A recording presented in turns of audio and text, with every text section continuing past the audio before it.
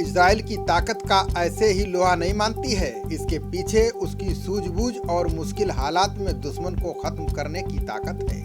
Israel की intelligence agency Mossad के बारे में सभी जानते ही होंगे। आप हमारा पूरा वीडियो देखिए, आपके समझ में आ जाएगा कि कैसे हमास को उसके घर में घुसकर इजराइल ने तबाह कर दिया। दरअसल हमास, जो कि एक आतंकवादी संगठन है, वो इजराइल से इस समय युद्ध लड़ रहा है। हमास ने इजराइल को तबाह करने के लिए बड़ी सुरंग बनाई। हमास की इस योजना को इजराइल ने भांप लिया और उसे नेस्त नाबूद कर दिया। इजराइल के लिए ये सुरंगें लंबे वक्त से आफत बनी हुई थीं। हथियारों से लेकर लड़ाकों तक को छिपाने वाली सुरंगें अपने आप में हैरान करने वाली हैं। सुरंग की जानकारी होने पर इजराइल डिफेंस फोर्स ने हमास को जाल में फंसाया। इसके लिए सेना की ओर से पहले जानकारी दी गई कि गाजा में जमीन पर हमला किया जाएगा, जिससे हमास अपने लड़ाकों को अंडरग्राउंड टनल में भेज दे। जैसे ही हमास के लड़ाकों ने टनल के भीतर पहुंचने की प्रक्रिया पूरी की, वैसे ही इजराइल ने जमीनी और हवाई हमले किए। डेली मेल की रिपोर्ट के मुताबिक टनल से बाहर निकलने पर उग्रवादियों के सामने सैनिक और टैंक तैनात थे, जो नाइट विजन के साथ उनका इंतजार कर रहे थे। इससे हमास को भारी नुकसान हुआ है।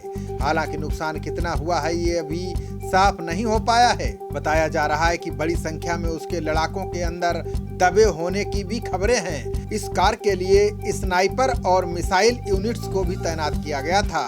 गाजा सिटी में हमास के टनल्स को उड़ाने के लिए एक जटिल ऑपरेशन को अंजाम दिया गया। इस ऑपरेशन को द मेट्रो नाम दिया गया। इन सुरंगों को मेट्रो कहा जाता है।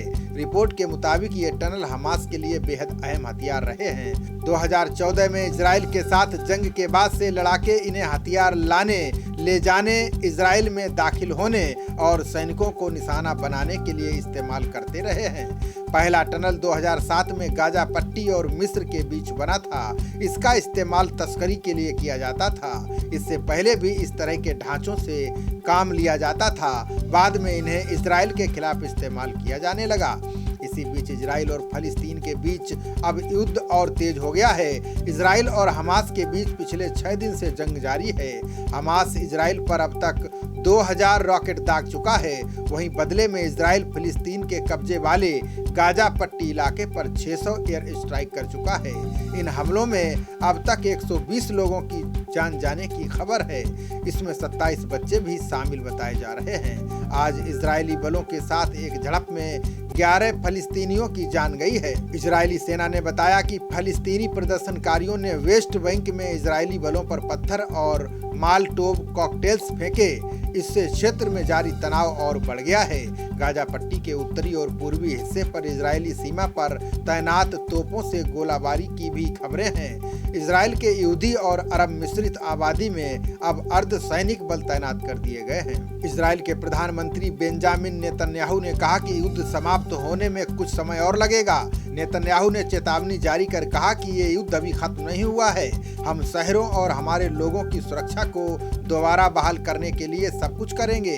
बेंजामिन नेतन्याहू के बयान के कई मतलब निकाले जा रहे हैं। आशा है कि इजराइल इस बार गाजा पट्टी से उग्रवादियों को पूरी तरह से नेस्तो नाबूद कर देगा।